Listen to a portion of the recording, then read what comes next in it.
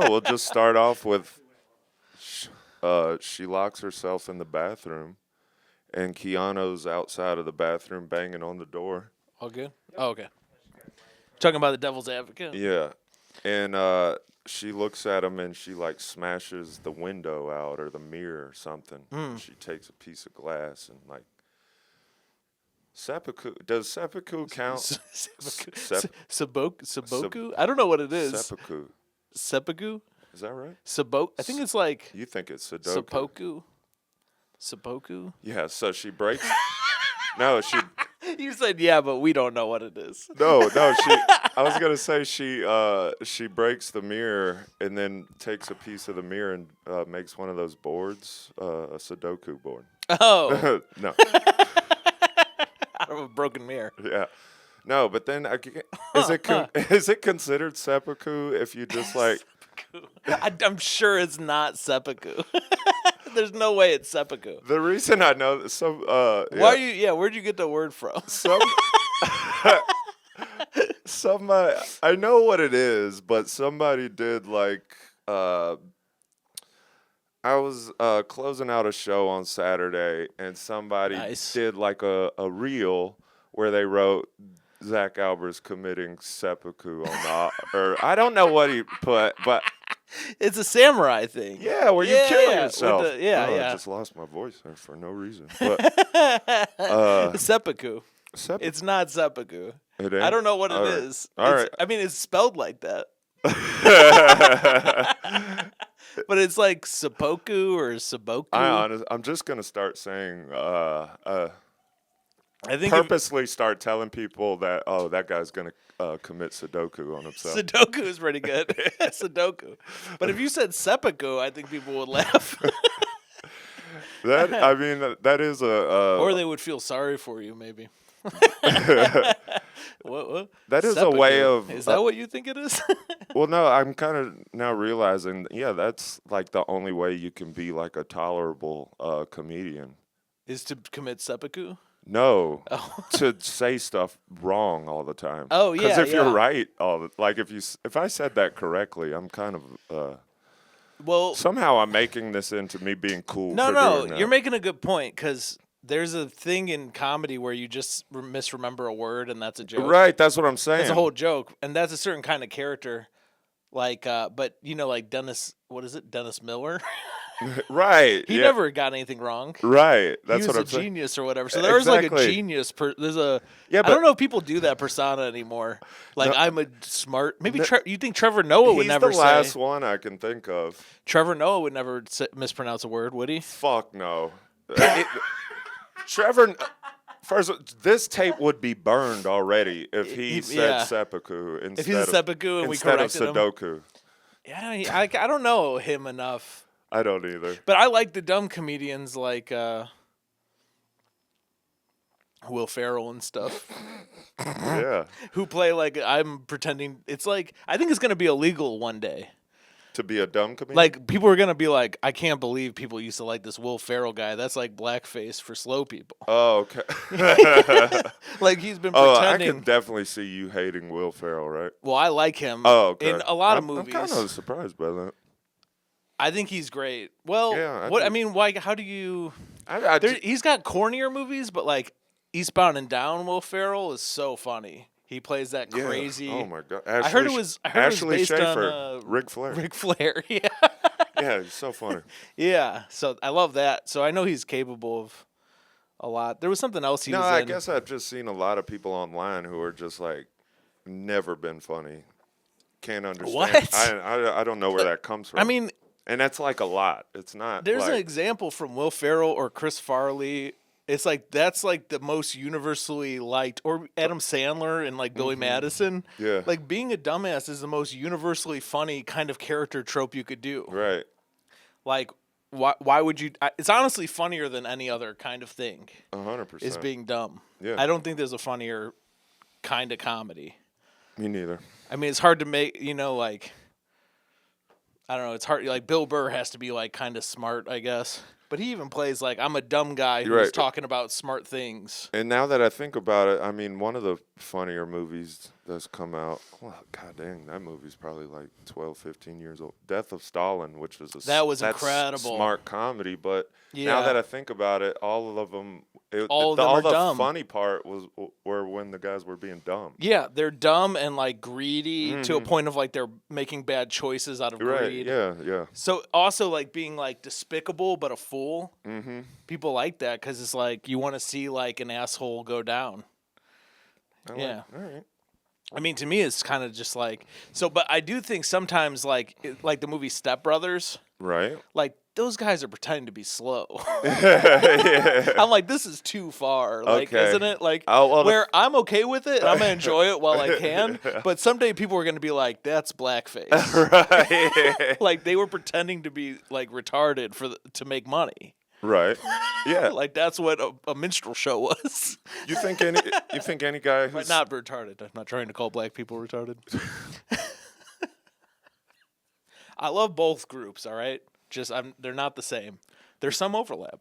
Is this being dumb or just would it be recognized straight up as trolling? Me and Josh were talking about Eminem, the rapper. The rapper. Not the candy. Not the candy. Okay. I had to clarify. Or not even an Eminem rapper. Oh, okay, like the rapper of yeah, sure. And then we were saying if a black dude ever asked us our feelings on Eminem, we thought it'd be really funny to go. I mean, clearly he's not the greatest ever. Yeah. And I feel like a lot of the black dudes that came after him did a lot of good. They did a lot of good stuff with it, but you do got to give them credit for inventing it. Inventing being a black rapper? No, inventing hip hop. That's pretty good. Yeah, I like that. And then we were gonna say, now be honest, hip hop as we know it now, you'd have to admit started with Lil Wayne, Eminem, Drop the World. Honestly, call it the first ever rap song. I have so much to say about what you're saying, but I when you were first saying this, I laughed thinking you were joking, and now you're just like, I think you might be right. Well, I actually do think that hip hop started way later than people want to. All that riding the bus shit. Even whatever. I don't want to get into this. Right. I want to say that I like this version. What's riding the bus shit? There's a guy who wrote a rap song about being on the bus. Okay. And they go round and round? No, it's a lot of... the guy who wrote Basketball, then there's like KRS-One. All those corny Curtis Blow. Yeah, I know Curtis... Or I don't know Curtis Blow, but... We should have him on the podcast. We should... I want to talk about how I hate his style of rapping. I definitely feel like he would do it. It's... Whatever. I wanted to say this. You said Eminem. It'd be funny to be like, black guy asks you, what's your feelings on Eminem? Mm-hmm. And you go, well, he's obviously not the best to ever do it. But, like people like him, I think Mac Miller, Paul Wall, like they definitely set the precedent. Right. Just like. Really? And I like that's how I thought you were going to go. Just like swerve him. Like, yeah. He's not the best, but, these other white rappers. Oh, okay. But it's just a different version. Eminem's clearly not the best, but I mean, he's up there with Paul Wall and. I'll be honest, I can't listen to Eminem. I don't like his stuff. It's just too wordy. Then he's too edgy or he's too woke. He's got like both somehow.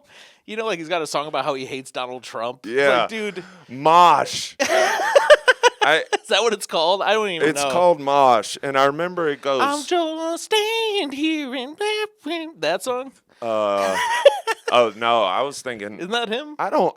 Yeah, there is like a Mosh push, fuck Bush. Oh Jesus.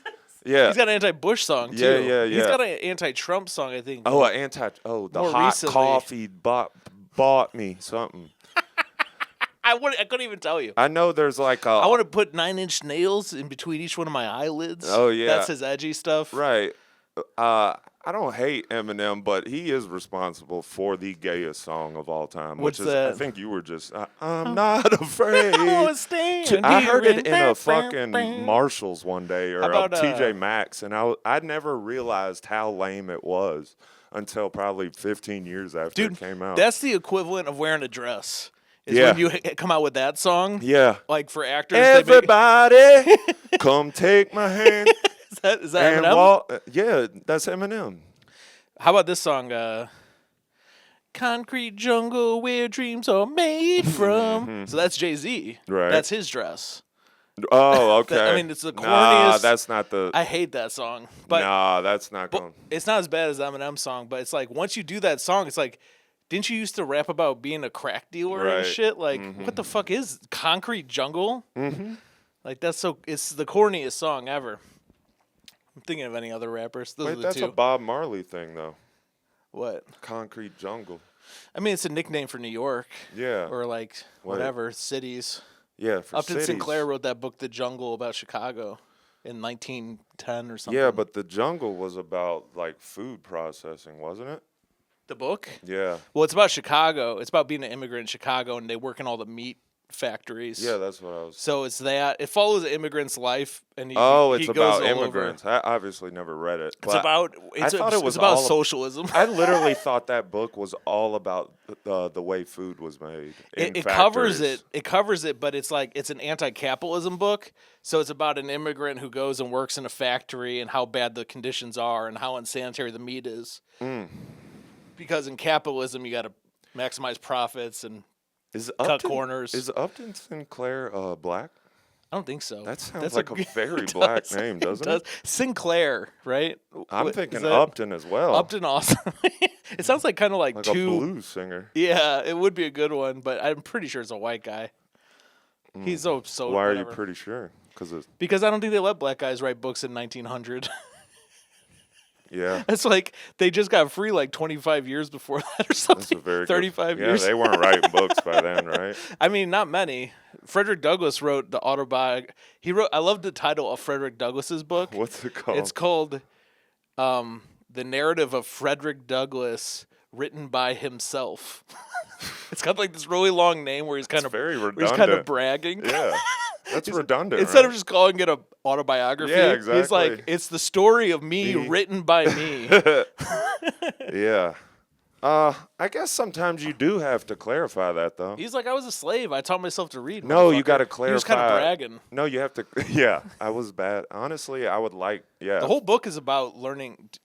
The whole book, I read it, is about him learning to read. Is kind of how he got free.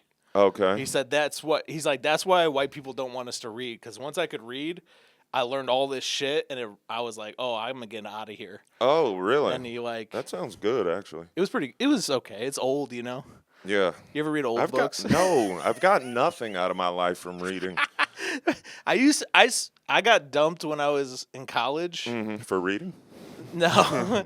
I got dumped when I was in college, and I had like no friends. I was with this girl who was like, she got into heroin when she was young, and I feel so positive after I leave this podcast. This girl was in. I met this girl. She had just gotten off heroin. Okay. And she's like, if you want to date me, you're not allowed to hang out with your friends who drink, because I'm trying to stay away from all that. I had a similar thing happen to me. I lost my virginity to this girl, so I, of course, gave up all my friends immediately. So this was way before you were cool, by the way. Oh, yeah. I was way not cool. before. I was like a fucking feral. Like, I was like... A funeral? Feral, like a cat raised in the woods. That's feral. Feral. See, now I'm telling Sabico. you. Yeah. That's my Sabico. I'm glad you did that, by the way. That Black Sabico. It's a group. Oh, is it? It's a musician. Is Ozzy it Osbourne. Like... Is it really? Black Sabico? No, I was just Black Sabbath is the band. It's a bad joke. I thought you were saying it's a cover band for them. Could be. It could be. Yeah. Yeah, but anyway, So she dumped me, and I was in college. I was like so sad, and I had no friends, so I would just read. Okay. I was like a big nerd. Right. I would just read. You know, and I was in college. I was woke way before woke. Okay. Like, I was studying sociology, and I knew all these facts about crime statistics and stuff. And I'd be in Indiana, and people would be saying racist shit, and I'd be like, No. Black on black crime, hell no. No. Oh, hell no. And then I would be listening to most stuff. Right. Like corny ass conscious rap. Man, I didn't realize how uncool you were. But this was before being woke was the thing. Right. I was way ahead of that shit. That is cooler. And then once woke became a thing, I was like, woke sucks. Yeah. Go woke, go broke. Yeah, you went complete opposite. So now I became an edgelord. And then you joined ICE. I joined ICE, yeah. But just for the college tuition. Oh, no, I've been joking about... Dude, I heard they get college tuition. Well, no, I've been joking about how... Because they got ads that are like, you get $50,000 if you sign up for this. Yeah. But I've been joking that the type of dude that joins ICE, like when you go to give him $50,000, he's like, oh, shit, we get paid for this? Yeah. I don't know if you could pay like a lot of people I know $50,000 to do that shit. Because you're basically giving up all your friends and family. Yeah. That's what I'm saying. The type of person, the type of dude that would join ICE is like, didn't need the money for it. Yeah, exactly, yeah. Like cops, like people want to be cops. Well, see, I was telling a friend. But yeah, that's why I read Frederick Douglass's book, because I was sad about getting dumped. Right. And you thought that... I would just read to try and keep my mind off my sadness. You felt like you were a slave in your own mind, right? No. Yeah, that's what you meant. You had the same experience as a lot of the slaves. I took a black history class, and then I was like, I got kind of interested in that. In high school or college? College. All right. We didn't have that shit in high school. I used to do a joke. When we were in high school, we only learned about 2 black guys the whole time in history. Which ones? Martin Luther King and Malcolm X, and Malcolm X is the mean one. Right, yeah. Oh, that was the joke. Oh, yeah. He's the mean one. That would usually do it. Honestly, I do remember learning about one who was like supposed to be the mid between those two. Oh, W.E.B. Du Bois? Yeah. Or... That's who it was. Or it could have been also... well, I know that it was... Booker T. Washington? It was W.E.B. Yeah, okay. What the hell kind of name is W.E.B.? W.E.B.? It's initials. No, I know. Okay. That's actually what they named the W.E.B. network after. After W.E.B. Du Bois. Yeah? Oh, shit! With the frog? Yeah. But it's all black shows like Martin. I know it was. That's got to be a coincidence. Yeah, what? Yeah, there was the one with... the frog. And that's not a thing anymore, right? WB? Yeah. Yeah, there was... I think it's called like the U now or something. It is the U, yeah. Which now has been taken over by King of Queens and Seinfeld. That's gentrification. That's gentrification. If I've ever seen it. Yeah. Dude, having Martin... When it was WB, it was the ghetto. You right. know? And once the property values started going up, all the white people started gentrifying it. Well, King of Queens. Yeah, I mean, honestly, you couldn't see any more blatant gentrification than Martin and Wayans brothers being replaced by King of Queens and Seinfeld. Dude, you know Seinfeld wouldn't drive down the street back when it was the WEB. He'd be too nervous. He'd be checking his pockets in the elevator. He had to cross the street to the U. Yeah, once the U came in and started making it. I gotta say, the WB network and the U network, those definitely sound like black networks. Yeah, the U. The U. Is that what it is? Yeah, I don't know. It is the U. There aren't really networks anymore. It's hard to tell.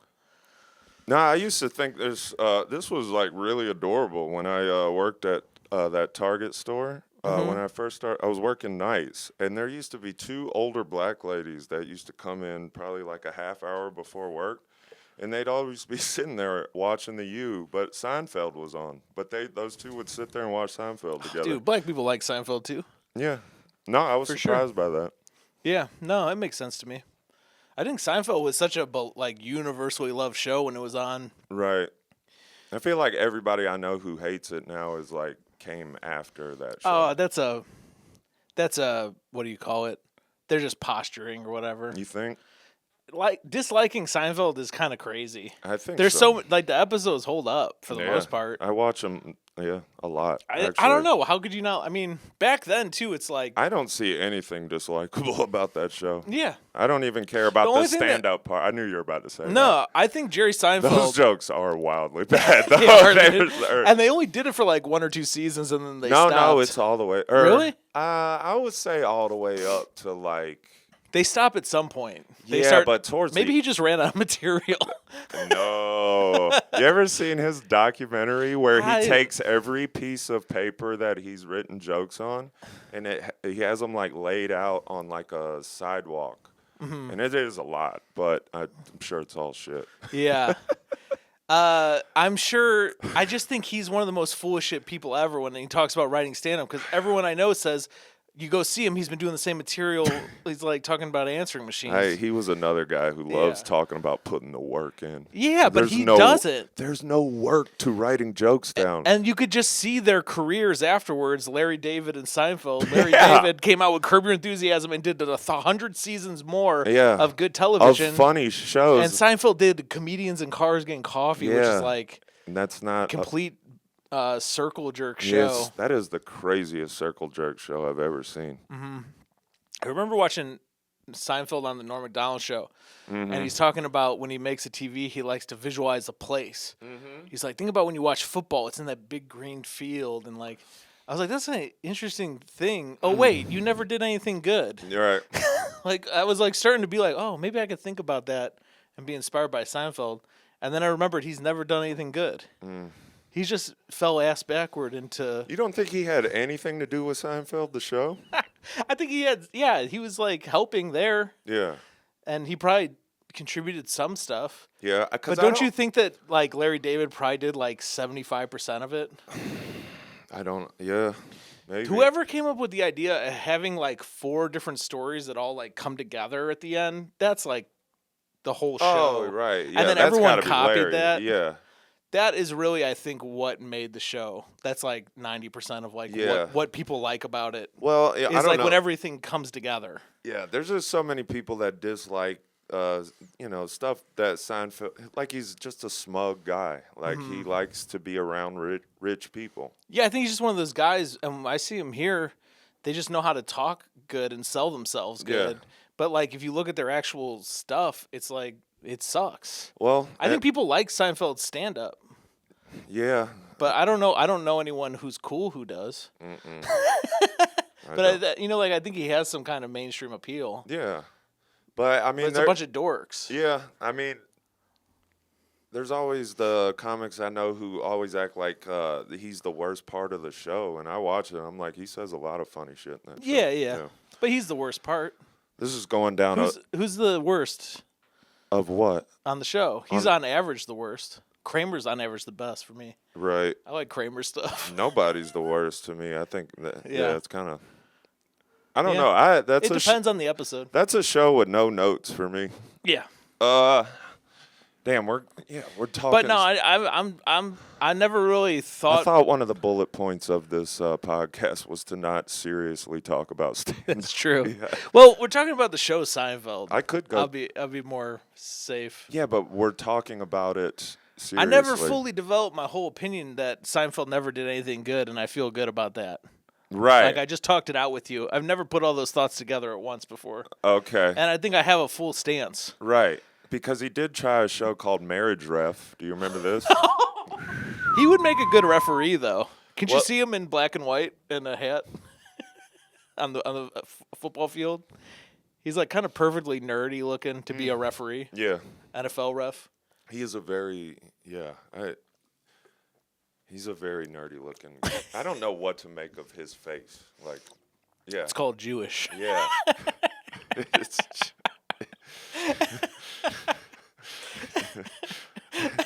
It's almost like one of those ones where you get someone to draw you in the park. He looks like a caricature artist would just draw him as is. Yeah. That's a good roast. That is a good roast. For a weird looking guy. Yeah. Yeah, because he's not weird enough looking. Like, I don't know how to. Yeah, I already made my perfect analogy, and I'm still going. Yeah. Anyway, no, I want to go to the Notebook. We were talking. I don't know how we went from Frederick Douglas to Seinfeld.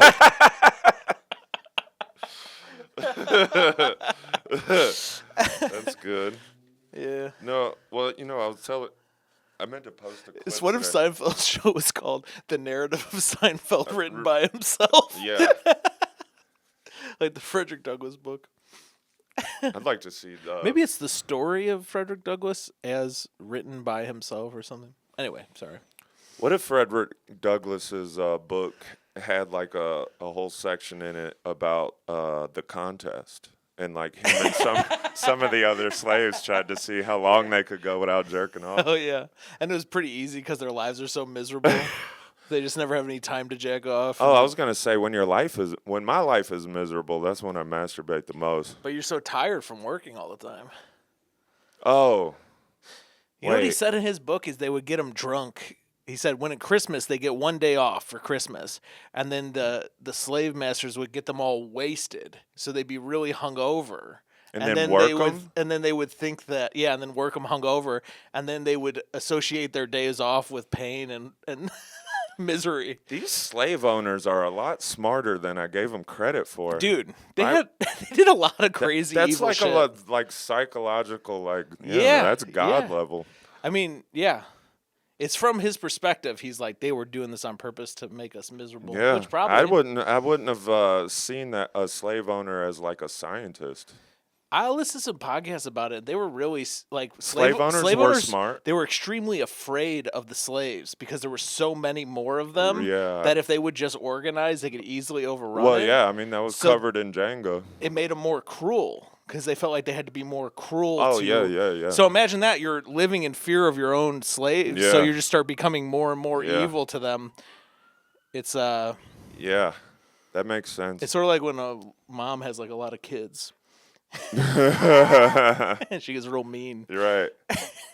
Because they're going to overrun. Yeah, because she knows those kids could easily overrun her. One of them could be. What if she counts to 5 and she gets to 5 and the kid doesn't stop doing it? I know. You ever worry about that? Now that's a cool kid, by the way. Yeah, that is cool. Dude, rules of being cool. When you when your mom is counting to 5 to get you to stop being a behavior, and you just keep doing the behavior through 5, and then go, now what?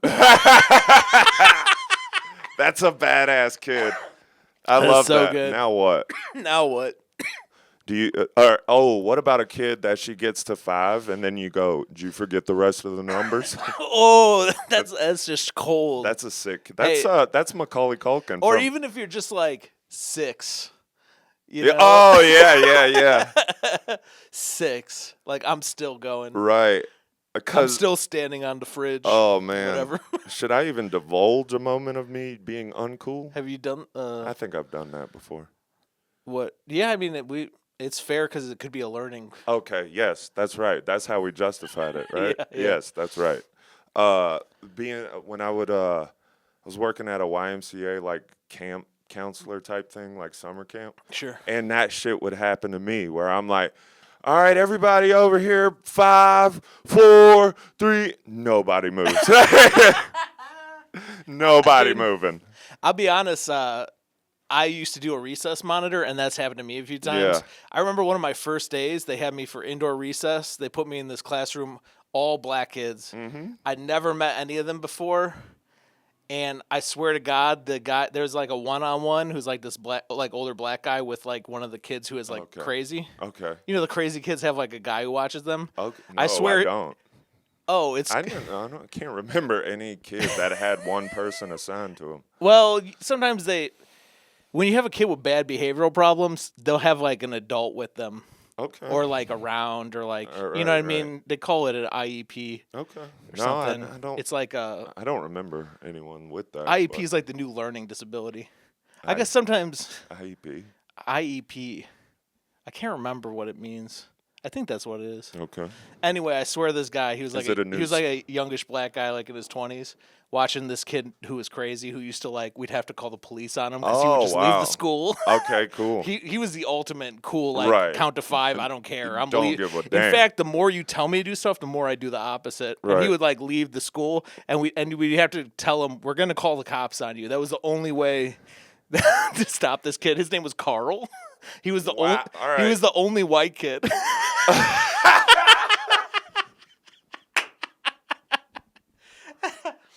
Anyway, Carl. Oh, I forgot this story has a whole loop now. So my first day in, I'm watching these fourth graders. One of them's Richie on. This kid, I remember he started calling me the professional snitch later. And no one's listening to me. What was the name of this school? Fonzie? Like it was high? Called Pritzker. Or Fonzie Elementary? Every kid is so cool. Yeah. Sorry. I thought you were really asking the name of the school. That was my cool reference. Yeah. Remember the Fonz? Yeah, everyone there was cool. And damn, you weren't. I mean, there were black fourth graders. And I was like, like a hungover comedian. Okay. Like, just trying to work like an easy day job. So this guy, I swear he's filming me because I'm just like embarrassed. Like, he's going to destroy my life on Black Twitter or something. Because it's just me just failing to, like, monitor these kids. Oh, yeah. And they're like, they can't go out and play recess, so they're trying to play, like, basketball with paper balls and, like, hitting the lamps and stuff. Right. Nightmare. Later on, at another one, indoor recess, though, I felt ashamed. Like, it's one thing to just get, like, clowned on in a classroom where nobody sees you or, like, one person sees you, but he videoed it. I'm like, dude, if that comes out, I could look horrible. Somebody videoed it. That's this guy the one-on-one for Carl. This like, mid-20s black guy who's watching Carl. Hell, dude? Yeah, well, I think he's like, look at all these black kids clowning this white guy. This is funny. I don't know this guy. Later on, we're cool, but at this point, it was like, I think he was just enjoying it. He was trying to go viral. Maybe. I don't know. And I never saw it come out or whatever. Anyway, what did happen later, though, which gave me great satisfaction, is one day it's indoor recess. Carl gets mad at something. The guy's phone is just on the table. Carl grabbed his phone and spiked it into the ground. And I go, that's karma right there. Damn. For filming That's me. karma from Carl. Yeah. Karma. Dude, that's karma. But anyway, that's the full circle. I'm like, that guy, you shouldn't have filmed me, and that's the revenge you got. There's no way that kid grew up to be cool, though. No, he's a little bad white kid, probably. Because I was thinking of... Yeah, what kind of future... I think that's... I always say, those kind of kids end up like Bob Keane, basically. Honestly, no. I think... Attention-defiant disorder? I think either drug addiction or suicide would be my guess. Yeah, maybe.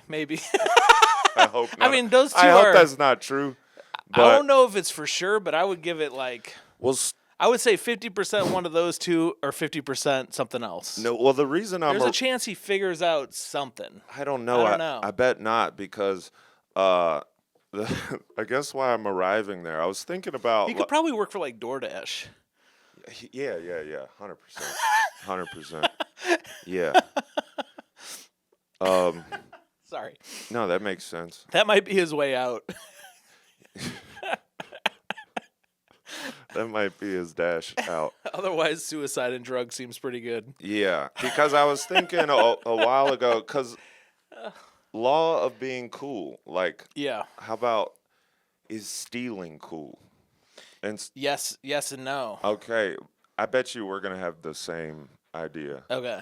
Because I'm thinking of kids like Carl. They grow up and they do, like, steal from their friends. That's not cool. Yeah, exactly. Yeah. Every person I've known who stole from friends or anybody we've got caught stealing was a loser.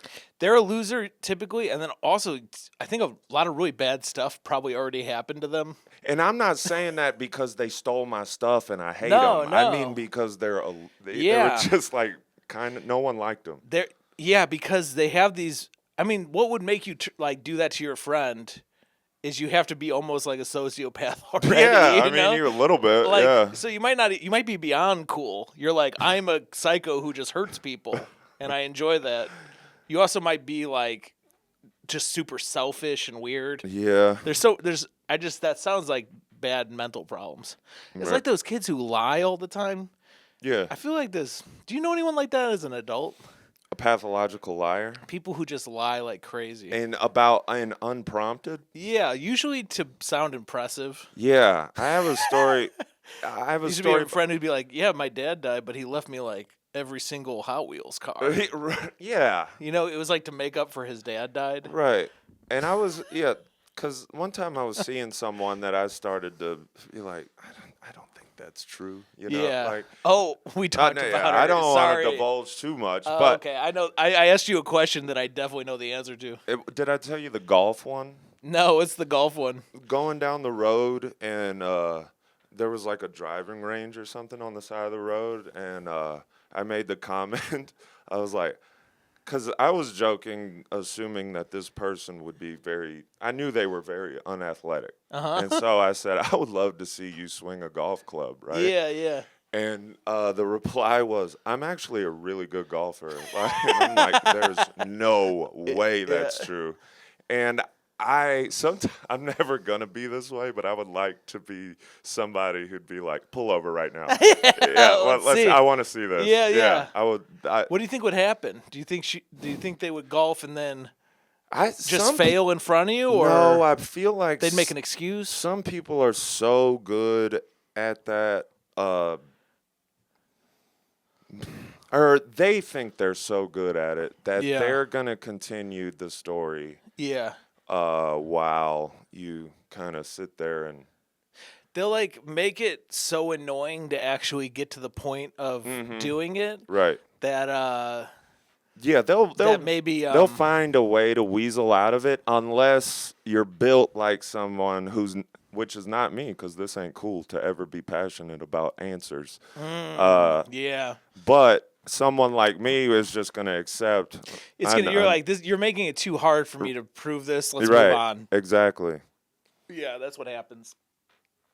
I definitely know some people. I had this friend in high school who I stopped being friends with after one night. We're listening to a song, and he said something about we're listening to like some rap song, and it was kind of violent. And he was like, "Oh, this is kind of whatever, violent." And I was like, "Dude, whatever. It's just a song. Like, it's a good song."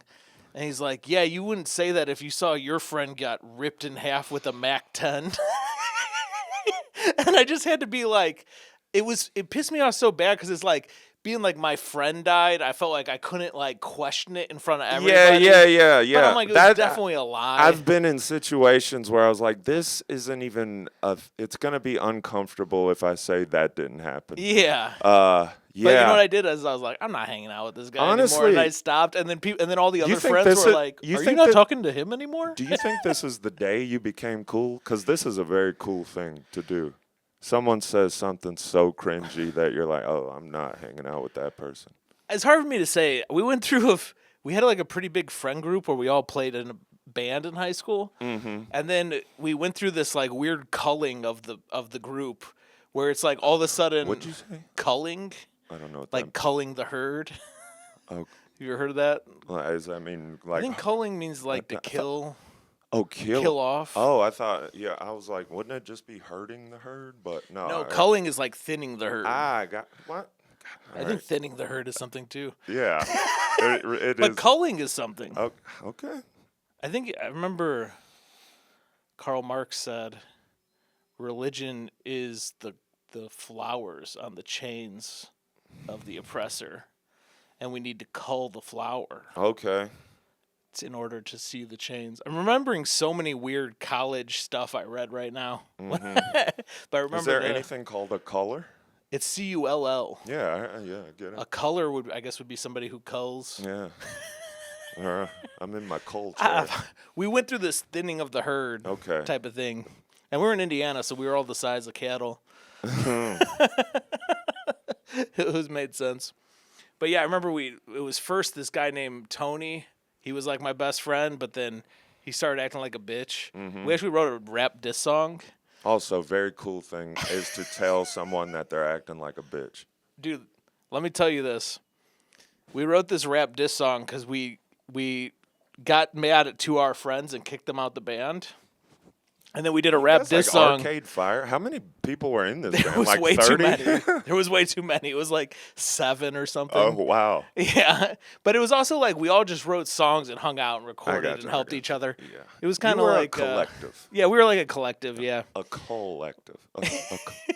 But then we started Thin the Herd and we became like a smaller group.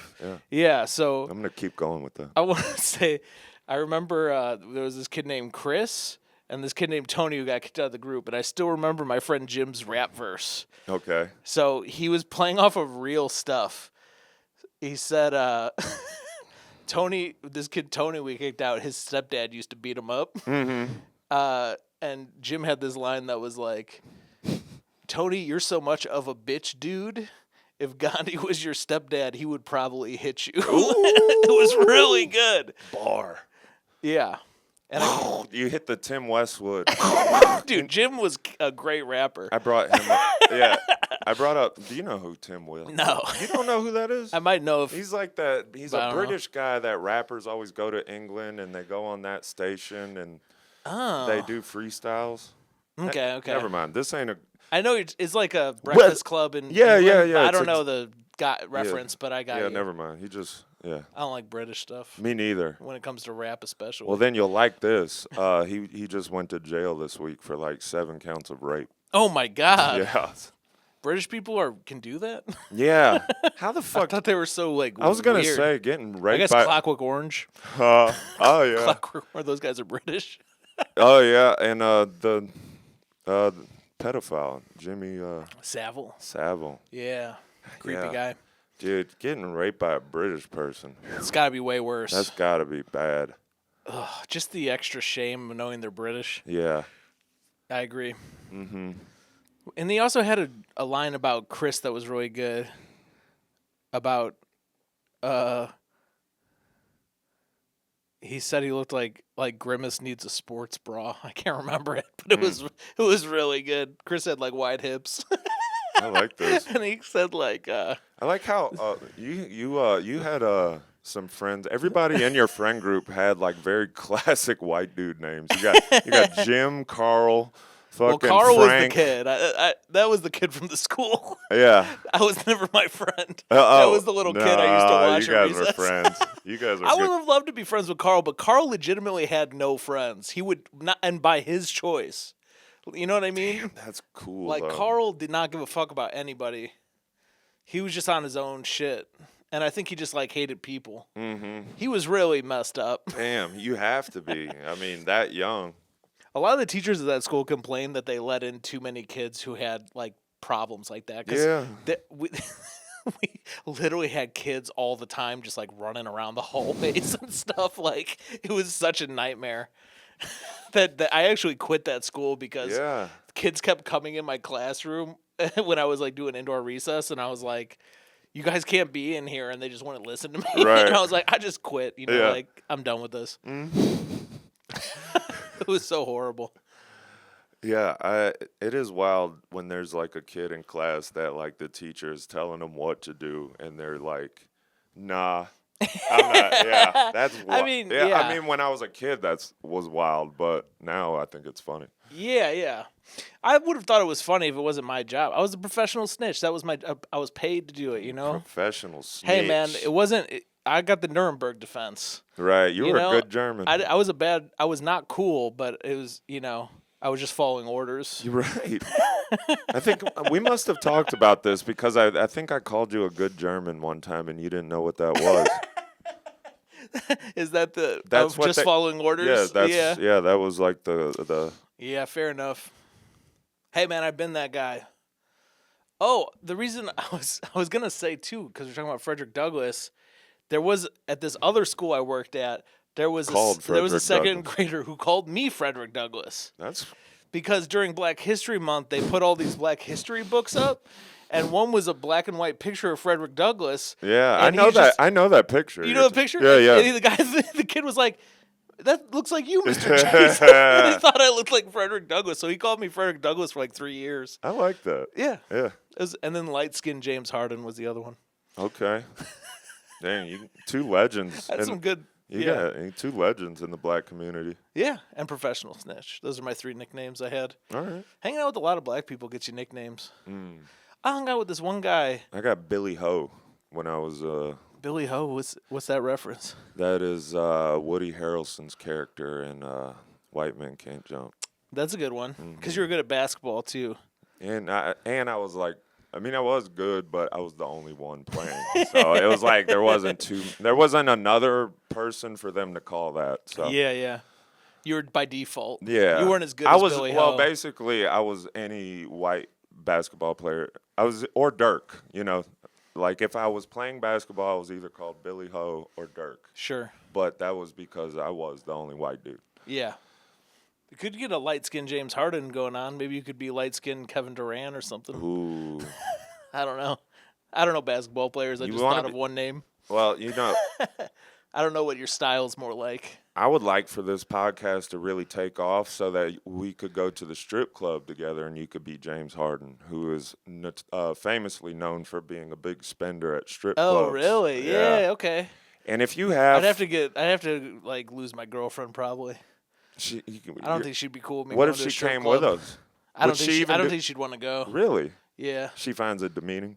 Not demeaning. I think she just thinks it's gross or something. Or I don't know. It's nothing in it for her. Well, you know, I kind of thought that for a long time.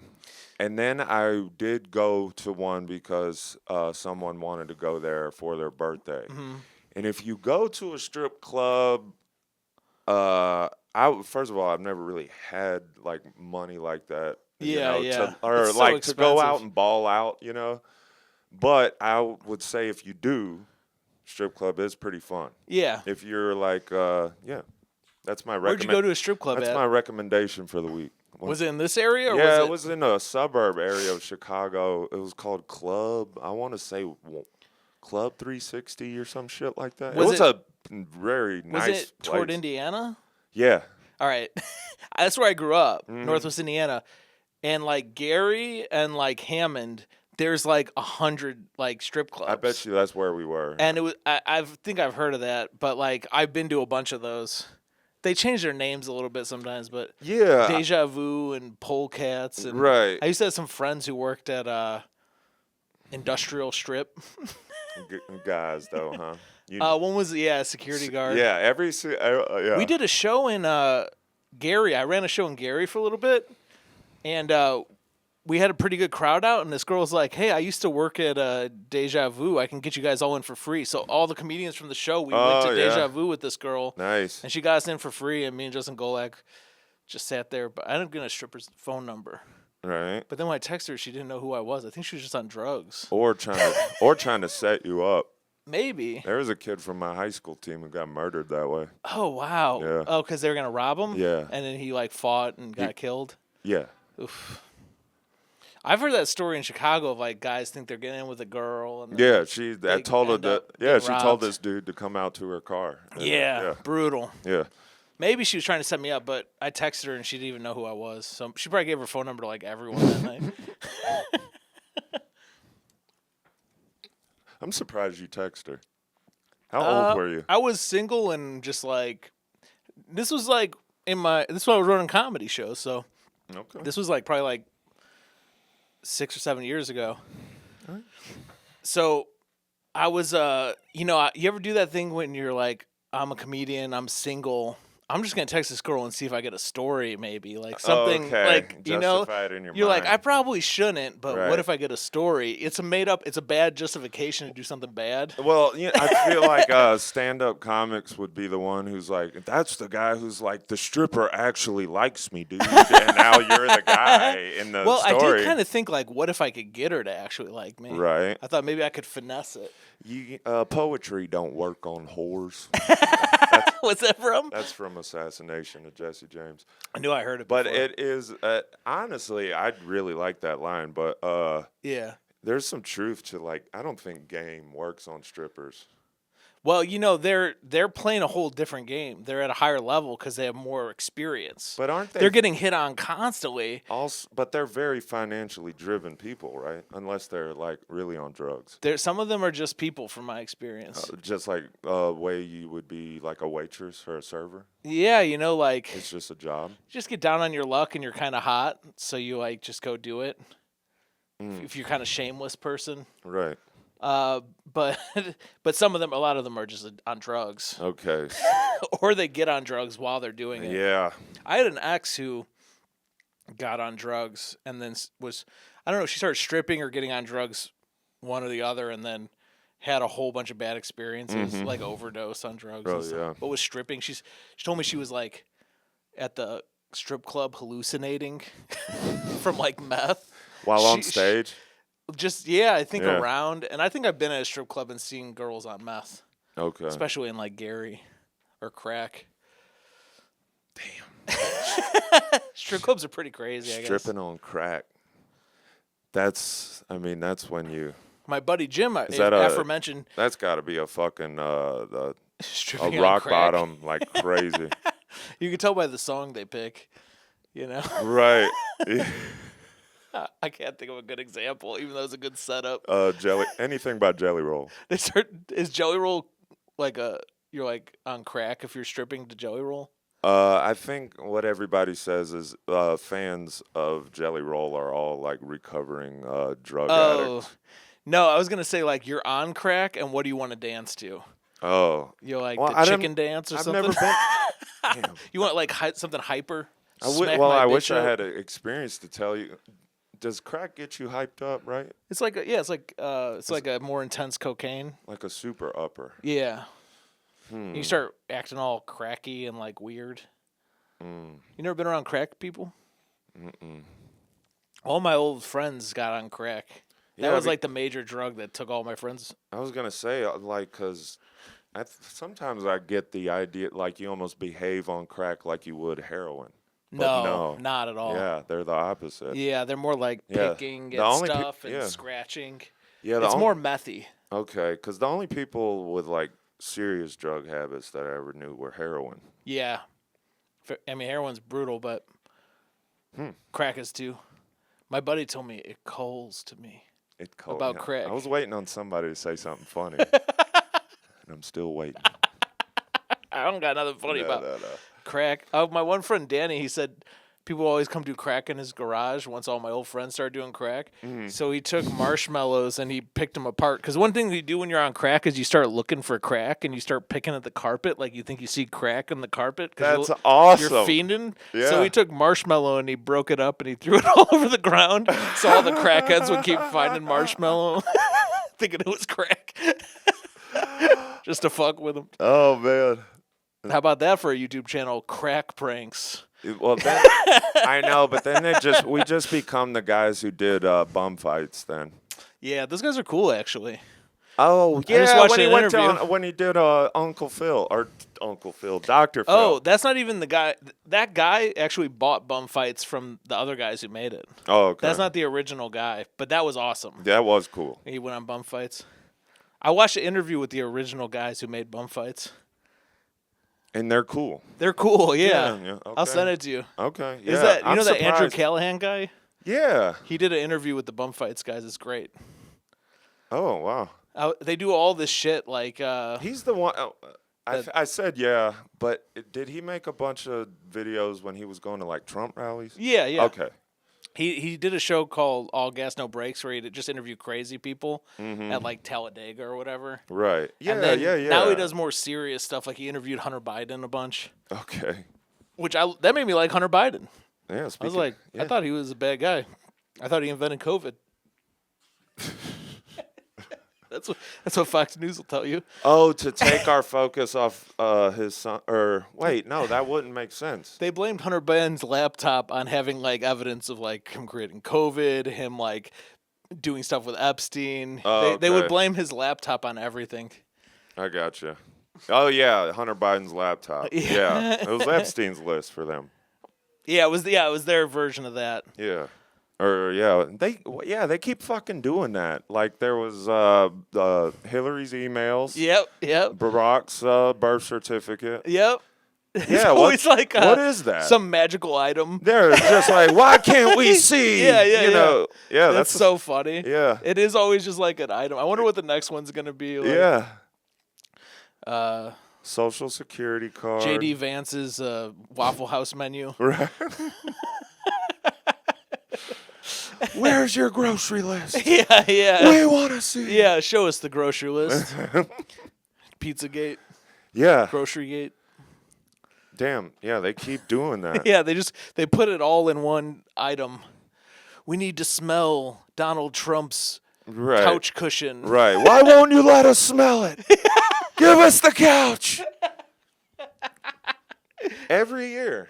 Yeah.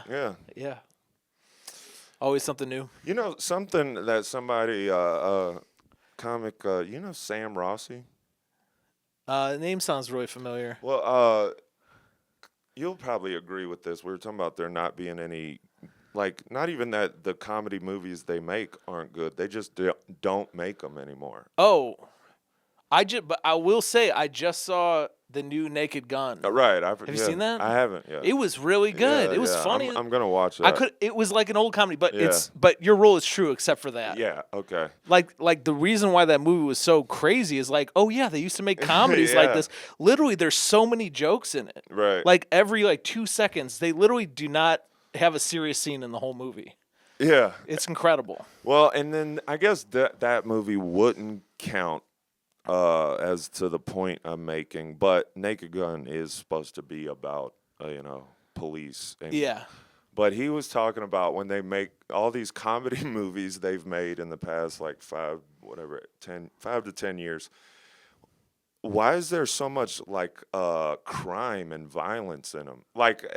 There's always a big plot to do some sort of what kind of movies? Is he like a talking heist or There's always the plot of it is a very major thing where they need a lot of money or they have to commit some sort of major crime. What's an example of one of these movies? 30 minutes or less, or The Millers, Pineapple Express. There's huge shootout. The Millers scenes. Or whatever. Yeah, that one is yeah. I never saw it, but it's like a cartel movie. Eventually, yeah, these people always come across a huge cartel or some sort of Russian gang, leader. You see Game Night? Another one, yeah. Yes. I liked Game Night. I like Game Night, but it's not super funny though. Right. And it is a major thing, right? It would probably be categorized as a comedy though. Yeah. It's not a crime movie, but it's like a crime. Well, element. it's literally that movie, The Game. If you've ever seen that. No. Michael Douglas. Oh, that probably would make the movie way more enjoyable. Know it's based on that. No. The Game is different. Oh. I'll explain the two different ones after this. This is anyway. Where are we going with this? Getting, the crime and the comedy. Well, they're just because we got to talking about Superbad, and then I brought up Friday about how it was just such a simple day in the life story. Yeah. But the comedies are so perfect though. And now, whenever they make a comedy, whatever the story is not a simple thing between a group of people. The comedy isn't the main point, usually. Right, yeah. There's it's like somebody has to defuse a bomb at some point. Yeah. And that's all super serious. Yeah, what's up with that? I think, I've heard other people talk about this too. I've heard people say there's no true comedies anymore. Yeah. And I just thought Step Brothers. Well, that was more recent, but that was just a pure comedy, don't you think? But I was thinking they could go back to making better comedies if they just started with a lot more simple, let's just get a group of whoever together and then just kind of a day in the life. Sure. Rather than somehow we got to do something major so that we can go to the Super Bowl or some shit. Yeah. You know what I mean? Yeah, you don't need all that. It's definitely all the comedy happens, but when two. I think what's different about those movies is there's a lot of comedy in them, but all the people are taking themselves seriously. Whereas in life or in the movie, oh, okay. No one's an actual just full on comedic character. I just watched Zoolander, which kind of has a complicated crime premise, but everyone is a joke, and everything they're doing is stupid. They're literally a bunch of guys pour gas on themselves at one point. Yeah. It's so ridiculous. It's so ridiculous. And there's nothing ridiculous in these movies. Right. They're there's some kind of, like you said, some kind of weird heist that needs to happen, and they take all that shit way too serious. Yeah. But and now that we're talking about that, now that none of the people that are comedic actors, they don't seem to live comedically outside of acting. Like who? Well, I would just wish there was some comedian who lived prime Charlie Sheen right now. Yeah. Or Lil Boosie or something. Is that something that you say, I guess Chris Farley? Yeah, that's what I'm thinking. He was probably funny. Nobody all the does time. that. Yeah. I mean, just their life in general. They have a funny life. Or Chris Farley never made any comments about global warming. Oh yeah, all these actors have to be so serious. Well, no, it's more they're so ashamed of I don't know. They have to pretend that they're ashamed of everything they have when so many people don't have anything, that they're almost like ashamed to act like a dumbass out in public. Yeah. But that'd be funnier. It'd be a lot funnier if Jonah Hill was getting arrested for like pissing on a cop car or something. Yeah. I think, we used to do that podcast where we'd have comedians on who are open micers and tell them to talk shit about somebody, and they wouldn't do it. Mm-hmm. They were so afraid. Uh-huh. And I think, like, at the open mic level, these guys are censoring themselves to be political. Oh, right, or not wanting to talk about certain issues to and be stuff. good at so how do you get to be, like, way up there without, like, completely, like, hiding any, like jagged, like, opinion you might have? Right. And I was just listening to this podcast, a bunch of liberal guys talking about movies, and they were talking about the girl from Matchstick Men. Okay, yeah. You know what I'm talking about? Yeah. And she's in something else, too, that was, like, really big. And I know I can literally picture her because I watched that movie like 2 months ago. Matchstick Men? Yeah, I love Pretty that. good. That's such a good But movie. everyone's like, she didn't have like a big career. No, she didn't. Even though she's a really good actor. Mm-hmm. And then somebody said, oh, well, I guess she's like she's like not really into the vaccine and she's into cryptocurrency. That's insane. And like, is that why she's not acting? You just tell her she's not allowed to act anymore. They just don't hire her because they don't want to be like, oh, her personality doesn't mesh with...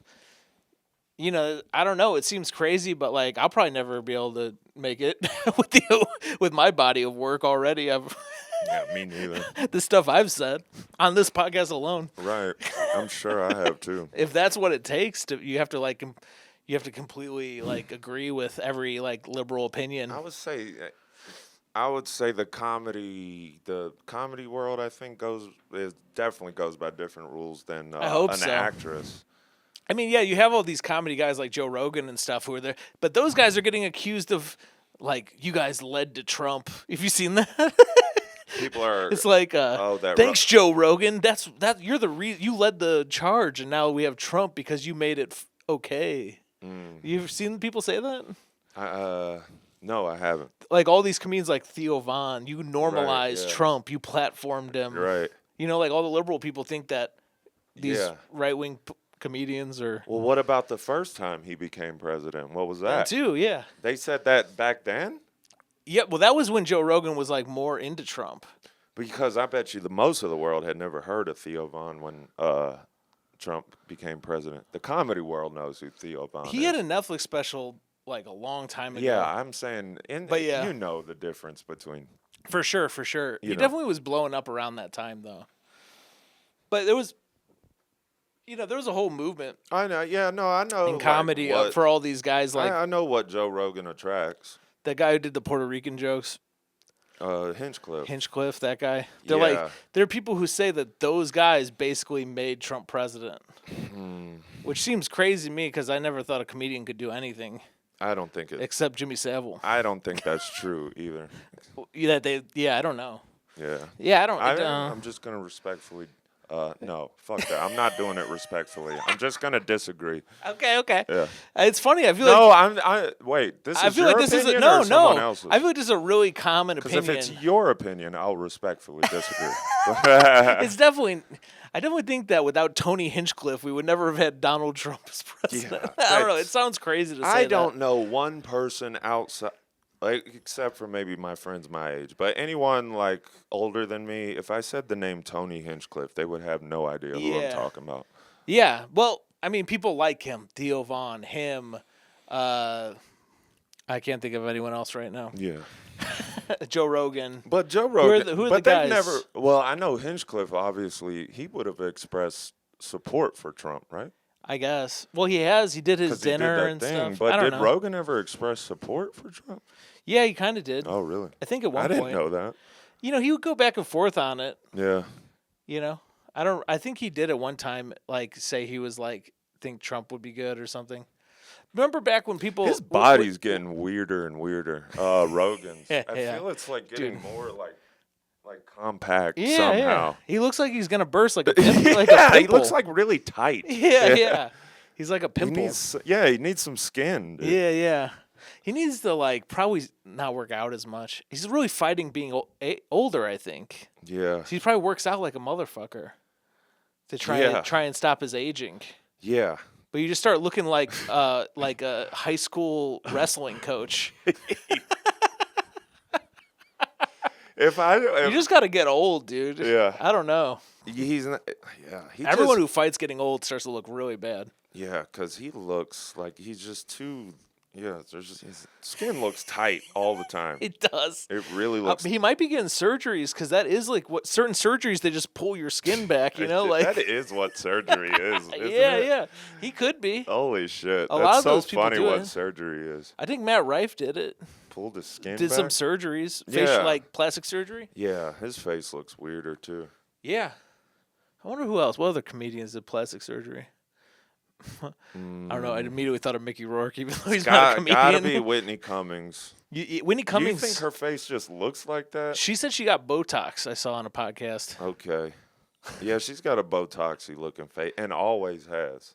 From the first time I ever saw her on TV. Yeah, she does have like a. Yeah, her head looks like plastic. Yeah. Like her head looks like like a mannequin, like somebody painted a mannequin. Yeah, she looks like a sex doll. Yeah. That's a mean thing to say, but she's a mean person, isn't she? She's the queen of mean, right? Oh, no, that's Lisa Lampanelli. That was I don't know, but when's the last time was I've heard Queen that of name? Mean. I haven't heard that name in so long. Not since Lampanelli? those old roasts. Let's get Lisa Lampanelli on the podcast. We should. She's got to have an email, right? She probably has an incredible, like, she probably went like $10,000 or something. 10,000? Yeah, you think we could start a GoFundMe in the Chicago comedy page to get Lisa Lampanelli on the pod? Yeah, and everyone will be like, "You guys do a podcast?" Yeah, can I be on? It was like, if you donate. Yeah, donate at least 1,000. We need 10 donations of $1,000. Yeah, and we're gonna get Lamp on. We really should do more GoFundMes. The Queen of Mean, that was her. That was her thing. She was another person that got. I'm just laughing at like our GoFundMe sitting on the website in between somebody with cancer and somebody got their legs cut off. and ours is the only one raising money. That would be the see best. the money going up. Yeah. You donated to the Lisa Lampanelli Fund. Maybe you could also donate to children. Yeah, and those friends, the ones who donated to the Lampanelli thing, no way they're donating to the children. No, the progeria kids or something. No, but this is how we tie all this together. Because Lampanelli lost a lot of weight. She looks a little like Ozempic-y. Oh, they all are on Ozempic. Yeah. But you take that leftover skin and you give it to Rogan. And you make Rogan a hybrid of Lisa Lampanelli. He becomes like a comedy Frankenstein. Yeah. He's just built of different comedians. He starts making grunting noises like Frankenstein. Yeah. Well, you know how they always say, like, put your skin over like a lampshade. Yeah. You got Lampanelli skin. Lampanelli. Yeah. I think Ed Gein had a lampshade made out of skin. Right, yeah. that guy. I literally was just in La Crosse, which is where he's from. Really? That's where I went on Saturday. How was that? I mean, they're doing a show about Ed Gein right now. I bet it's like... Yeah, it's like a hot topic. It's a lake town. No, I didn't. I guess I could have brought it up. I didn't even think about that. What were you doing over there? Stand up? Yeah. But yeah, that's Ed Gein country. Yeah, that's cool. Yeah. What do you think of Ed Gein? Do you know about him? Well, honestly. You're from Wisconsin? Or you just like Wisconsin shit? No, my family is. My mom and dad moved down to Georgia. Interesting. Before they had me. So my whole family is Wisconsin. I had good times in Wisconsin. I've had great times. Milwaukee, a lot. Wisconsin is a great, great place. Black River Falls, I did a comedy show That's where I was. Well, mine was called Falls River, not Black Falls. Black River Falls is like near Native American. Black River Falls. It's like up by the UP. Well, mine was called Falls River. Oh, okay. Not very creative up there. Not much, is it? Yeah, it's like those Home Depot questions. Yeah, they got the Home Depot writers who just reword the question. Yeah, same question, different order. Yeah. Or they just left it the Native American name, like Milwaukee. You think Falls River? Wait. Milwaukee is a Native American word or whatever. Right. Yeah, but so it's like that's not creative. You just left it what the Native Americans named it. Yeah, exactly. Yeah. That's gentrification. Green Bay. Green, yeah. Those are 2 words I learned in kindergarten. That's a good one. If you ever do a show in Green Bay, you just kind of do little insults. Dissing all the towns. Appleton. Appleton. Those are 2 words I learned in kindergarten. You learned a ton? Apple and ton. Yeah. What's the pounds for what equals a ton? 2,000? Oh, yeah, that's right. I was thinking of feet for miles. 5,280. Right. I knew it was. No, that's not right. Yeah. 5,280 feet in a mile. That's not correct. I'm pretty sure you're thinking of the height of Mount. I'm pretty sure I'm right. 5,000. What do you think it is? No, I think 5,000. Saboku? Are you making fun of me? Because I'm pretty sure I'm right. You made me watch that video. You just named the height of Mount Everest, but I could be wrong. I'm pretty sure it's 5,280, and you literally just made me watch that Nate Bargatze sketch, and it's in there. Oh, shit. Yeah, so I'm kind of like recent on it. Remember that? Yeah, you're right. Hold on. Well, then, yeah, so that's how many feet are in a mile? Yeah, 5,280. Well, maybe Mount Everest is 1 mile high. Could be. I don't know how big Everest is. It's got to be bigger than a mile. I did just hear this, that when you hike up Mount Everest, you have to hike past dead bodies that they just leave up there. Right. Have you heard that before? Oh, yeah. You told me that. I told you that? I think you told me that last week. I just learned it. Maybe I learned it last week. Yeah. Shit. Because we talked about Everest last week. Eventually, you said that you thought they were just bringing people up there. What? Wait, you said they go up there to fetch dead bodies. No, they just leave them up there, I guess. That's what I heard. Is like when you go up Mount Everest, you have to hike past these dead bodies. They just leave them there. Oh, but I thought at some point you also were saying that there's like a chopper that leaves to go up there to fetch them. I don't remember talking about this at all. Maybe you had multiple Everest conversations. Well, maybe this was with someone else. I still want to look up this 5,280. I was listening to some wrestler hiked up Mount Everest, and he was saying it's not that great because first you have to walk past a bunch of dead bodies that are just like up there, and they just leave them up there for some reason. Mm-hmm. And then once you get to the top, there's like a bunch of people who hike the same time as you, and you have to like wait in line to take a picture of the summit. So it just turns into like a tourist thing. I like that. Yeah.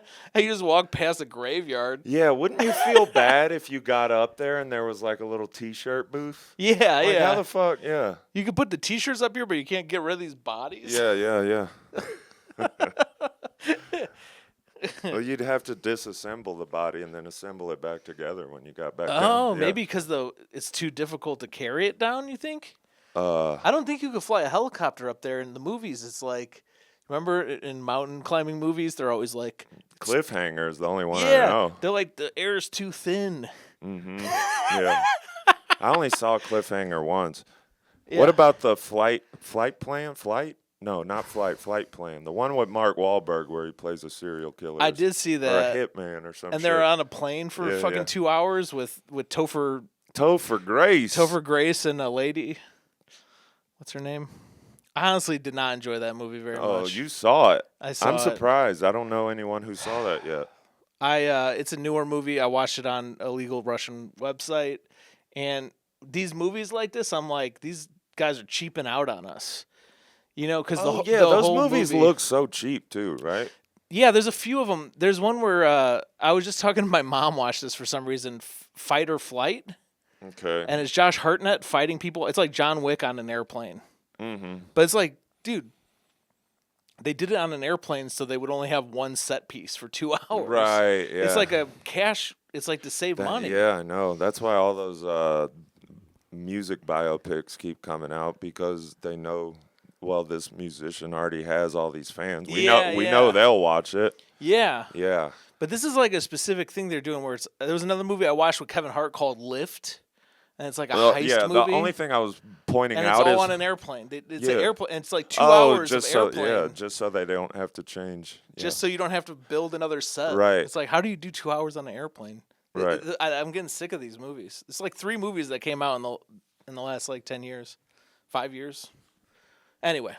No, yeah. What I was pointing out is how money driven they are. Like as far as like making profit, it's almost the same way like Ford would be. Yeah. You know, like yeah. And I don't think that should apply to movies, but now it does. Movies and music videos. Music videos got super cheap. Both these things were so cool in the 90s and like 2000s, how good music videos were. Yeah. They pump all this money into them. Well, and then, once they saw, it's like the product of those music videos was badass. Yeah. But the music video they could see doesn't make that much of a difference Definitely in, not now. in album sales. Yeah. So then they stop making it, but it's like if you have enough money, just keep making cool ass like shit. And like me and Nura still watch these R. Kelly and Mr. Big. Do you remember those videos? Oh my God, I like love those. It's like a movie. Yeah, dude. there was like Yeah. That's when music videos had peaked. Those TRL days and all that shit. But those the one where his girlfriend gets kidnapped by Mr. Big. You remember that one? Well, you know, his Mr. Big's girlfriend was cheating with. Right, that's what I'm saying. Yeah, with R. Kelly. That's right. Yeah. It's the other way around. But he Mr. was Big the man does in the closet on this video. Yeah, Mr. Big. He shows up and he's pissed. Yeah. And do you know how the video ends? He does kill the girl. He kills the girl. Does R. Kelly die? He leaves R. Kelly in the desert. That's right. Yes. And then the final scene is like R. Kelly wheelchairs himself into the room where she is. I have to watch this again. It's so funny, dude. I used to watch this video every time it came on. She's laying in the bed with the heart monitor. What's the name of the song? And then the heart monitor flatlines. Yeah, I do remember this. And then the video fades out. It's like so dark. Yeah. It's like if you look up, I forget what it is. But it's like if you look up R. Kelly and Mr. Big, yeah. It's if you look up Mr. Big and R. Kelly, there's like 3 or 4 of them, and they're all related. Mr. Big, yeah. Who the hell you talking to? Yeah. Oh, that's it, I watched that every time. There's multiple parts, and there's a few songs that are really good songs, and that one is really funny. But we watched another one where it's like more like a concert. Okay. Half of it, but the R. Kelly and Mr. Big, there's like 4 videos. Yeah. And then there's one with what's her name? Something Price. Kelly Price. Kelly Price. Yeah. She has a video with Mr. Big as well. Where she's getting dumped and she's sad about it or something. She's packing all her stuff in a. Yeah. Speaking of unintentionally funny music. Wagner played me one. It was like a more contemporary country. Okay. And they have, there's these videos that they come out that are made for like women who stay at home. Okay. And they're supposed to be very emotional. Okay. And like, or they it's just a music video? Videos where they just come up with the saddest shit they can try to think of, like very Hallmarky. Just so a girl can cry, right, or something. And so, get her emotions out. Yeah, Wagner showed me one called, it's a song about a guy who works as a janitor, but he's doing it at an old folks' home. Oh no! And one of the ladies there has dementia. And she thinks the janitor is her dead son, Raymond. Ugh. And dude, and the name honest, of the dementia stuff really gets me sad. Oh, really? Yeah, dude. Like there's a BoJack Horseman episode. Oh yeah. Where his mom has dementia. Oh, that shit. So this wrecks song, me. I said unintentionally funny, but you would be the one over there just like if it's corny. You know what? If you can't cry at this, then you just ain't alive. I don't. It's corny, but like, dude, dementia stuff scares me, and I've had some dementia family, and I'm like, ugh. Well, the BoJack Horseman thing was like way more. But that show's well done. You're right. Yeah. But I don't know. I had to see this. Yeah, because she thinks the janitor is her dead son Raymond. The name of the song is "She Calls Me Raymond," and then after he goes, "She calls me Raymond." She thinks I'm her son. Okay, yeah. I would not be sad at that. Yeah, sorry. We're back. Or you should go. Yeah, the name. You want me to tell you? Let's start off with law of cool because I did try to tell this earlier and it went off because that's when I was talking about the people that steal. People who steal. Whether or not stealing was cool. Oh, okay, yeah, let's talk about that. Okay. Is stealing cool? Right. So I'll tell you, one time me and my friend got accused of stealing by some, we were at a friend's house and he had, there was 4 roommates all living there. There was like 3 of them had girlfriends. So me and Santos were over there. We're the only people that are not either girlfriend or live there. Yeah. Was everyone making out except you guys? No, we were. Oh, everyone was making out. Yeah, nice. yeah. I do. I know someone who seems to signal gay shit a lot to signify how secure they are. Oh, which yeah, is lame. yeah. That is not cool. Laws of being cool. Yeah. Don't signify gay shit all the time. Like, you're gay. Or like if you're straight and do it all the time. I feel like straight dudes who do it all the time are like trying to show how secure they are. Yeah. But anyway, I think you're right. I had some friends who were like did so much gay shit that it was like they weren't signifying it. They would just like do gay shit. Right, yeah. Because they did it so much. Yeah. They would like get drunk and then everyone would get naked. Yeah. It was like, this is so gay. I'm so glad I didn't have that type of group of friends. I did know groups of people like that. But they got so gayed out. And then if you're the one who's like, it's hard to be the one like, I'm not comfortable with this. Yeah. You know? It's like Dane Cook. He kind of invented being gay as a straight guy. Yeah. And that's what Ryan Reynolds is. It's like a sassy straight guy. Yeah. You know, ever notice they that? are sassy as fuck, dude. I really think Ryan Reynolds owes everything to Dane Cook. But and Eliza Schlesinger. Eliza Schlesinger. Her whole act is Dane Cook. Is it? Yeah. But it's like being a sassy straight guy. Sassy woman is a little more... No, I would. It's too. We're gonna get way too into. Breaking down comedy. But I do think Ryan Reynolds, owes everything. Deadpool is basically Dane Cook. All right. Yes, it is too. It's like not even a joke. You know, it's like that's exactly what it is. Yeah.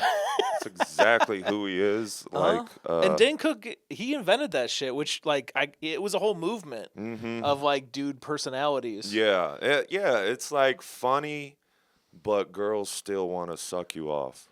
Yeah. Yeah. And then you remember he did that movie where they're in the restaurant, they show each other their balls. Yeah. Like that gay shit. Yeah, that's gay shit that they, Yeah. But it gets too much. But anyways, it gets too far. Yeah. But yeah, so me and my friend Santos, we're the only 2 that aren't like affiliated with the apartment. Okay.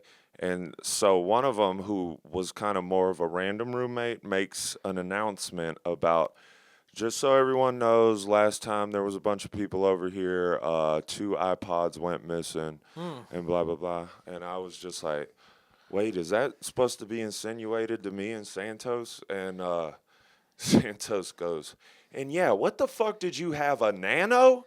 What the fuck would I do with a Nano? He made fun of, he was saying I wouldn't even steal the thing. Yeah. So I could put 4 songs on it? Right, yeah. And so it popped in my mind for some reason. I was like, that's cool. Yeah, that if is somebody cool. accuses you of stealing, you're like, I wouldn't even steal that piece of shit. Yeah, dude.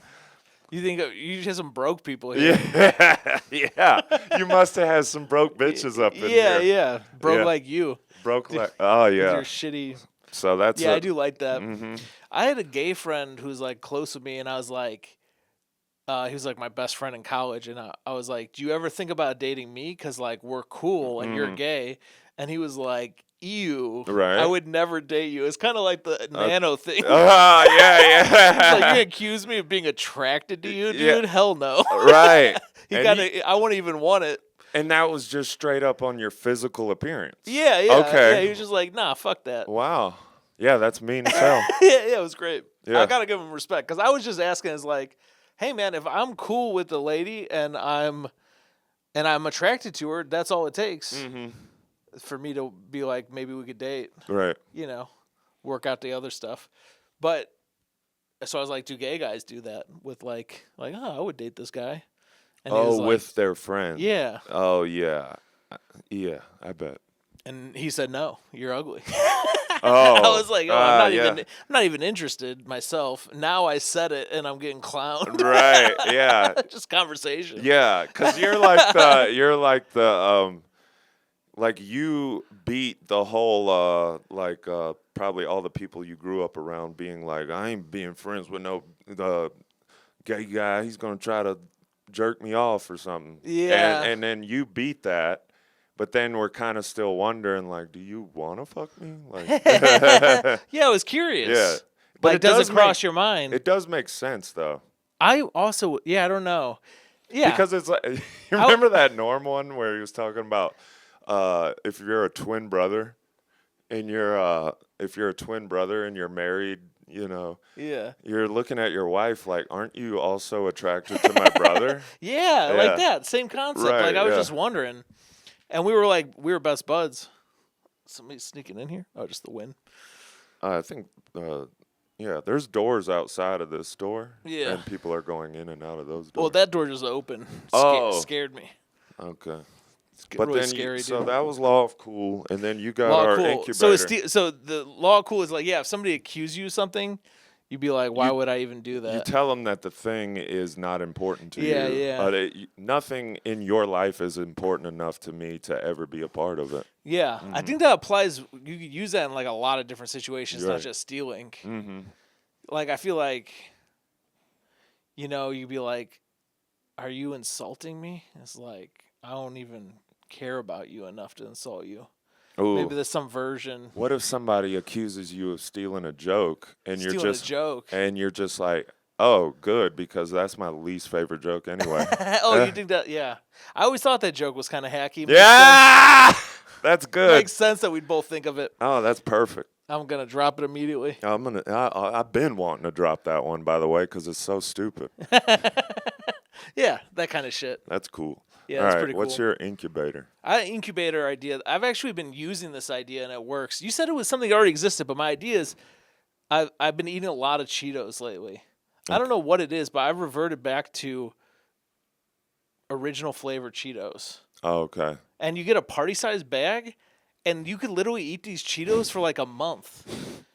There's so many Cheetos in those bags. Yeah. There's so many. I feel like nobody eats original anymore, so now when you buy the original bag, they're like full up, dude. Like, they're probably still just giving you the ones that they made like 20 years ago just because people stopped buying them. Yeah, they're frozen. Frozen Cheetos. These frozen Cheetos. They taste fine. They don't taste stale or nothing. Well, that's always been a big complaint about chips is when you open the bag is like half full. But Cheetos is fill this fucker. Dude, we got to get rid of these And it's things. Not like chips where there's a bunch of air between the chips. Oh, Cheetos are dense, because they kind of like lock in with each other. So you're getting a mother load when you get Cheetos. So your incubator idea is to start eating more Cheetos? No. So that's the good part. The good part is original Cheetos. Okay. The bad part is it makes your fingers orange. Oh. And I got to type and stuff like that. Oh. So I invented what I call the Cheeto cup. Okay. Where I get a cup out of my cupboard and I fill it full of Cheetos and then I just drink the Cheetos so I never touch my fingers.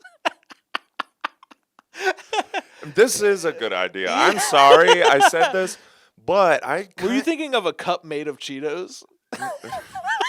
When I said Cheeto cup? No. I was like, who invented this already? I thought I came up with it. I feel You know what I think I'm thinking of now? What? I think there was a cup. Yeah.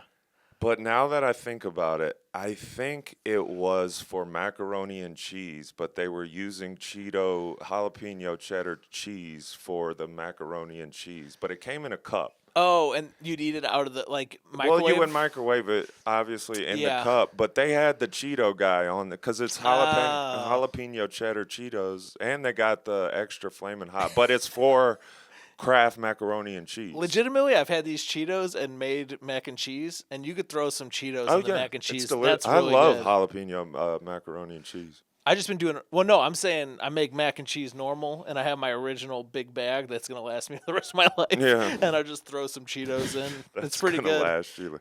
Yeah, those big fucking. It's a good investment. Yeah. Yeah. Those big bucket of cheese balls they're so. That is good too. They're so funny looking. Yeah, you could apply the Cheeto cup to Looks those. like bingo. Those as well. What? Pour those cheese balls in the cup. I hate those things. Yeah, I like Cheetos. Cheese balls. The cheese balls you just eat because you're at a party. I couldn't eat those on a desert island. I don't think. Really? Yeah, that those bad? things look. Yeah. But if you don't want orange fingers, you could also pour those in a cup. All right, I shit on it. Well, first of all, you didn't give me context. No, I wanted to talk about it on here, so I purposely didn't give you context. Well, that feels like a setup. No. I didn't take it as a diss or anything. I just wanted to flesh it out on here with you. Like, this is a topic we'll talk about. You know what? I'm not mad because that would sound insecure, and that is not that's not cool. But I will say, 100%. I 100% am on board with this. Yeah. Yeah. There's a lot of Cheeto eaters at working computer jobs. Yes. And so, and video games. A lot of video gamers. What about something? Eating Cheetos. What about something you can clip to the screen, to the monitor? And it almost like shoots out right into your mouth, and then that is cool. You can keep typing. Like Uno Assault or whatever. You ever play that? There's a version of Uno where every once in a while it'll shoot cards at you. Yeah, I remember that. But it'll be like Uno, like that, but for Cheetos. Okay, yeah. I like that. I don't know. Yeah, has anyone ever made like a Cheeto gun, like a chip gun? I feel like it's kind of dangerous. What about a collaboration between Uno and Cheetos? All right. I mean, it's two great things. And that's all. No, that's how I told you. That's how they write movies now. Yeah. They write movies just like, what about, what's the Ben Stiller one you were talking about just? Well, Zoolander. But it's a 14-year-old Asian girl. Oh. You know what I mean? Like, yeah. That's how they write the movie. They just throw that in. Zoolander. It's like the manatees in South Park. Yeah, exactly. We're going to take, I definitely saw a movie recently where I'm like, this is like three heist action movies combined. Yeah. It's like, this is like. Which one was it? It was like The Town and Heat and something else. It was called like Triple Threat or something. It was generic ass Netflix. Triple X. It's specifically the Netflix movies. Yeah. Those movies are just like, they're like, okay, we took two other movies. Apple. Apple? Yeah. What's that? Apple movies Yeah. or like that? Yeah. All of them. Yeah, there's a bunch of movies that are clearly like... Every streaming service, it seems... We don't own the IP, but we'll take this and this and make a clone sequel. I guess I've never put that together, but I think every fucking streaming service movie that I've ever one that was made by the streaming service was so dog shit. Is there any good one? I watched a show called like not shows, movies. On Apple. It was like Jason Momoa. I saw C. Yeah, isn't that I saw C. That was like, it's like, what if we took that movie where only one person could see? Was it Sandra Bullock? Oh, and combined it with the Denzel one, Book of Eli? Yeah. Yeah. Yeah, it's like Book of Eli plus. Yeah, that's literally what that show is. Is it Sandra Bullock is the only person who could see? Yeah, it's called like the Bird Box. Bird Cage? The Bird Box. Bird Box. Whatever. Yeah. Yeah, it was just like clearly a combination. And there was some all right fighting scenes. Blind Guys, Jason Momoa. Yeah, I remember which I don't really care about actions, or usually an action scene is cool for like 15 seconds, and then you're like, all right, I know this fight. Yeah. Or unless you like, I just don't like Depends on my mood. Yeah. I like The Raid. You ever see those? I haven't seen The Raid. There's two, and they're both just like. That's Japanese, right? It's like Thailand or something. Okay. It's what's cool about those movies is they were like independent movies that got super famous because the fighting scenes were so good. Right. And now that guy who directed those does he did that movie Havoc, I think, that newer movie. I don't know that. With it's a newer movie with the guy the white guy. You know the ultimate white guy? Glenn Powell? No, he's younger. Oh, you know who that is though, right? I know the name. Yeah, he's in like everything now. Or that like he's like a new yeah. What was that one Hispanic dude, Pedro Oh yeah, Pedro Pascal. Pascal. So there's a white dude who's like that now where you're like, "Damn, this guy's in everything but not super famous yet." Okay. But he's like the leading man in a lot of stuff, but his name is Glenn Powell. I know Glenn Powell's name. I feel like he's been around for a while. Yeah. But he's just now in everything. Yeah, or to me, that's I'm talking about a guy, he's in Inception. He's like one of the side characters. He's in like he might be in Snowpiercer. I mix it up. Not the main guy from Snowpiercer, right? Chris Evans? Not Chris Evans. It's a white guy like Chris Evans. I'm trying to think of. Or like the same younger. age as Chris Evans. Who's the main guy? He's like he's in that. Chris Evans is from Snowpiercer, right? Yeah, he's the main guy. I mix him up with this guy because they're both like white guys. This can't be good podcasting. Right no, now. I know, but it's like such an obvious one. Essentially over, right? We did. we did end on two bangers. By the way. Yeah, we did. This all could get cut out, but yeah, this is how people become bad at comedy. By the way, they keep going. Well, yeah, because I think once quit while you're ahead. Yeah. The guy's name though. He's in the movie Havoc. Continue to talk. I gotta know his name, dude. It's such an obvious one. Not Josh Hartnett. It's like one of those white guys. Tom Hardy. I was trying to think of Tom Hardy's fucking name. And you're just calling Tom Hardy just one of those side guys that no one knows? No, he's a white guy who's in everything. Yeah, but everybody. He's like Chris Evans. Yeah, but everybody knows Tom Hardy except you, apparently.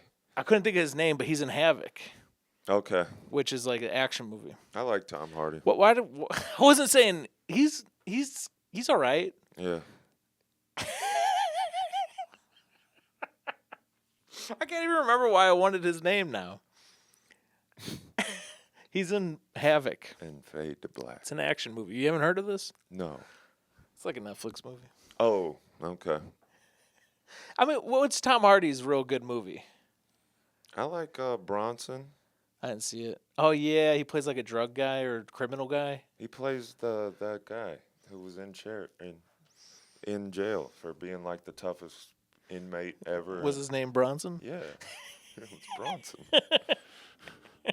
How'd you not get that? I saw like an Australian movie like that. It's about like a really bad criminal from Australia. I found a good Australian show. What one? It's the last show I think I've watched from start to beginning. Called. God damn. We need to just end this, dude. It went from Christopher Lilly. Is it Christopher Lilly? No. Do you know that guy? What's Lilyhammer? Huh? What's Lilyhammer? That's a show. Army Hammer? No, there's a. I'm putting the mic down. Yeah, we got it. I know you're out cooling me right now. How?